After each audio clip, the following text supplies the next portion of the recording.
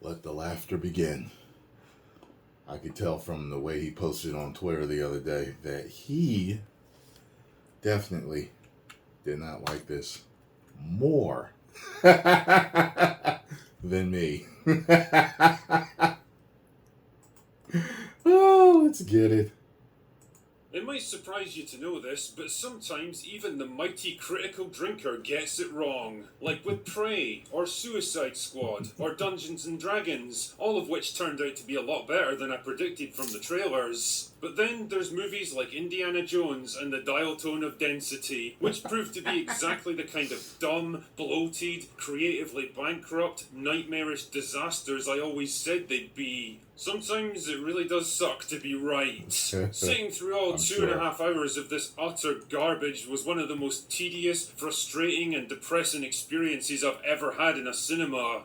And I'm from Scotland. Put simply, Indiana Jones and the dial-up internet of depravity is an absolute embarrassment of a movie that shames not just the franchise, not just the genre, but the entire concept of filmmaking. It is a complete and utter waste of money and talent made by a shambling wreck of a studio that's basically the Hollywood equivalent of a junkie rifling through his trashed apartment in the hopes of finding one last forgotten stash. It is everything we predicted it would be and much, much worse. So grab your battered fedora and arthritis meds because we're going in one last time. Now, believe it or not, the first 15 minutes of dialysis and dysentery are actually pretty good. Yeah. The action kicks off in World War II, where a digitally de-aged Indy is working behind enemy lines to recover the Spear of Destiny before it can get shipped back to Berlin. The spear turns out to be a fake in this case, but what isn't a fake is a piece of an ancient artifact known as the Dial of Destiny, built by Archimedes a couple of thousand years ago. A device rumoured to allow the user to travel through time itself.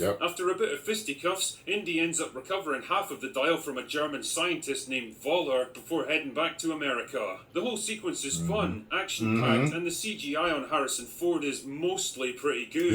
Yeah, his face is slightly rubbery at times, and it's pretty obvious they set the whole thing at night to keep him in shadow as much as possible, but for the most part, it kind of felt like an indie movie. And that's where the good stuff ends, my friends. Flash forward to 1969. Here we go. Indy is now a broken, depressed old man living alone in a crummy New York apartment, divorced from Marion, about to retire from his job, and with nothing left to live for. No way! Fuck me, Lucasfilm, you're really scaling new heights of imagination when it comes to legacy male characters, aren't you? All we need now is for some plucky young female character to come into his life and show him the way. Called it. This right here is Helena, yet another addition to the growing lineup of brunette, British, flawless, idealised Kathleen Kennedy self-inserts that are better than their aging male counterparts in every possible way. Jesus Christ, and they talk about the male ego. Anyway, Helena's on the trail of the dial, and she wants Indy's help tracking it down. Luckily for her, it just so happens to be in the storeroom of Indy's university, but no sooner have they retrieved it than they get ambushed by Voller, who's now a scientist working for NASA. And oh no, Helena bails out and leaves Indy to fend for himself. See, it turns out that all she really wanted to do was take the dial for herself so that she could auction it off for massive profits. You bastard.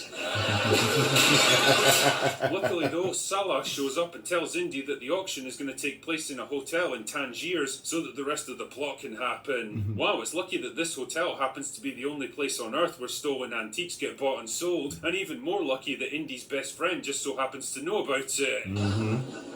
Shite. So he goes to Tangiers, and Voller shows up too so that the rest of the plot can happen, and there's more fighting and a car chase that goes on about 15 minutes longer than it needs to, and eventually Indy and Helena team up and head to Greece to recover a tablet thing from a shipwreck that's going to show them the location of the other half of the dial. Why does all this feel like the plot for Rise of Skywalker all over again? Anyway, Voller shows up again to ambush them. How? Don't know. He just kind of teleports in whenever it's convenient for the plot, I guess.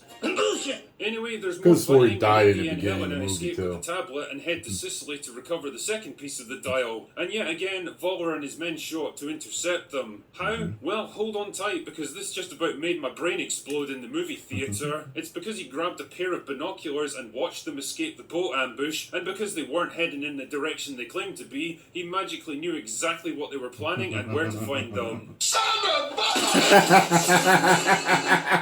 Seriously? Fuck off, film. Anyway, so they finally get the second piece of the dial, and of course Voller teleports in to intercept them, and oh no, Indy gets shot, and I guess he's dying now, but the movie never seems to be entirely clear about that. Like, at some points he seems to be at death's door, but then at others he's able to fight and move like he's at full health, so your guess is as good as mine. I mean, given how many times this movie was rewritten and reshot, I'd be willing to bet that the fucking filmmakers didn't even know for sure. Anyway, let's see if we can finish this shit sandwich. So Voller's plan is to use the dial to go back to 1939 and change the course of the war so that Germany wins, but unfortunately it takes them all back 2,000 years to the time of Archimedes in the middle of a huge battle with the Roman army. So there's yet more fighting, and the plane crashes, and Indy and Helena survive, and he asks to stay in the past so that he can die there. But then Helena says, nah, it'll be fine, and knocks him out and takes him back to 1969 against his will, and then Marion shows up in a scene that feels about as natural and tonally consistent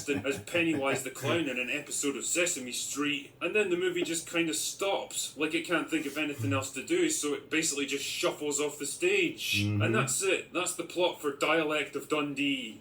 It ends with a shot of his hat. What a fucking incomprehensible calamity of a film this is. I mean, I'd be lying if I said I went into it expecting great things, but Jesus fuck mothering Christ, this was worse than anything I could have imagined. For a start, it's sluggish and horribly paced, running at least 30 minutes too long, and built around a protracted fetch quest where you're never entirely sure there was what a part where I the was character's like, trying to do or is why, it over yet? and after a while you pretty much stop caring. Fight scenes are weirdly sluggish, clumsy and badly edited. There's no sense of energy or excitement to any of it, and there's multiple vehicle chases that drag on for like 15 minutes each. The first three indie movies delivered brilliantly crafted, inventive and impactful action scenes that knew just when to pull back and give the audience a break, but this one never does. Combined with sloppy CGI, they're more of a chore to get through than an exciting change of pace. And you can absolutely tell that this movie was butchered in the editing bay, reshot and recut multiple times in a desperate attempt to make it work.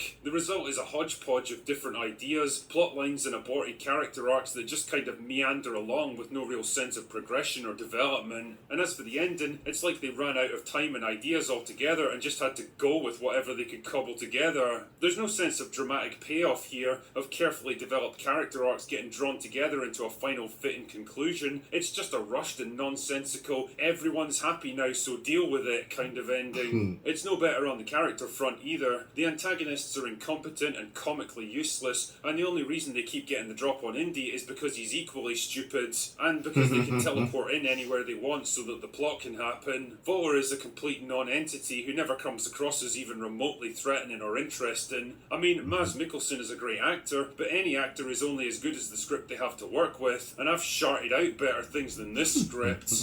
Teddy was clearly intended to be a replacement for Short Rounds. Exactly. Well, if you stripped away all of his personality, he was her and short ability, round. He's there as a kind of sidekick to Helena who can do whatever the plot needs him to, including flying a plane. And I'm not kidding, there's literally a conversation where Helena asks him if he knows how to fly a Cessna, and he replies that he's never flown one before, and then she replies that he's never flown any plane before.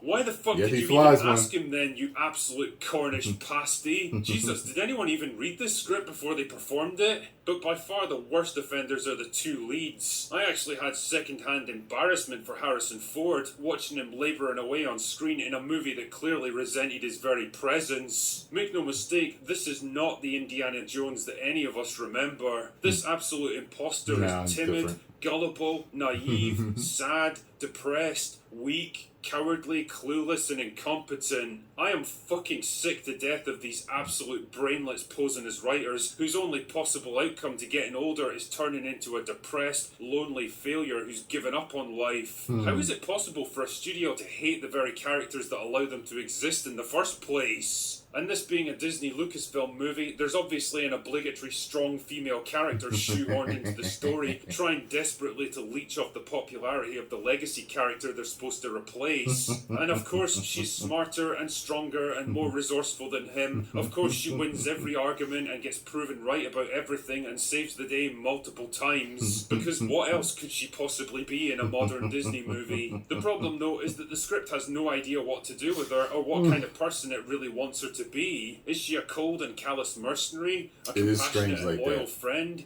a seductive femme fatale, a lovable con artist trying to scrape by, Like I said, a she's quirky irritating, joker? but then the movie doesn't it know, so it tries to make her a falls bit of off at the everything end. with no real overarching trajectory or motivation, She's and the easier to results deal are with as at the end. meandering and pointless as the rest of the movie. It doesn't really help that Phoebe Waller-Bridge doesn't have the acting range or the qualities needed to play a character like this. She's not charismatic enough to be an adventurer, she's not charming enough to be a rogue, she's not attractive enough to be a femme fatale, and she's not funny enough to be comic relief. She throws punches with all the finesse and expertise of Boogie in his first boxing match, and she runs like a retarded giraffe, all gangly uncoordinated limbs and awkward flat-footed strides. The only time she actually seems at home in the role is when she's pretending to be an earnest, geeky bookworm to con Indy into helping her. And honestly, you probably could have done something with a character like that if you were willing to give her a proper arc.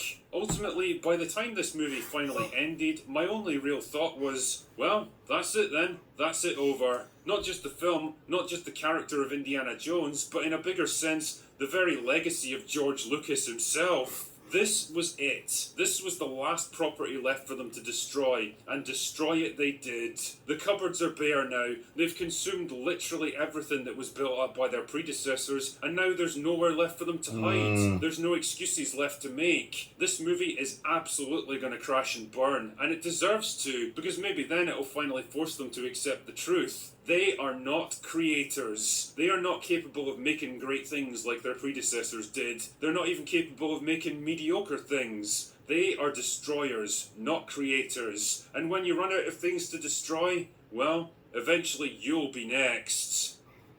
Anyway, that's all I've got for today. Go away now. Oh, Lord, they pissed him off. Oh, man, this is what I feel like. You ever been in a fight? You ever been at a bar with your buddy or out with your buddy somewhere, and he gets into a fight with somebody, and he's kicking their ass, and you're cheering him on, and then he's just hitting them a little bit too long, and you got to take him off because you're feeling slightly bad for the bad guy that just got beat up? That's how I start to feel near the tail end of this. Drinker is just like, you mother son of a... Like, he's out! He's out, Drinker! He's out! Stop! The cops are coming! Let's go! That's what this felt like. I have never heard him go harder on any other movie, ever, since I discovered him. Maybe he's going harder on another movie. I've never seen him be this savage. Oh, God. Oh. Post comments down below. Get over and follow the drinker. Tell him Tyrone Magnus sent you. If you enjoyed my thoughts and take while watching his thoughts and take, make sure you hit the like button, subscribe, and share.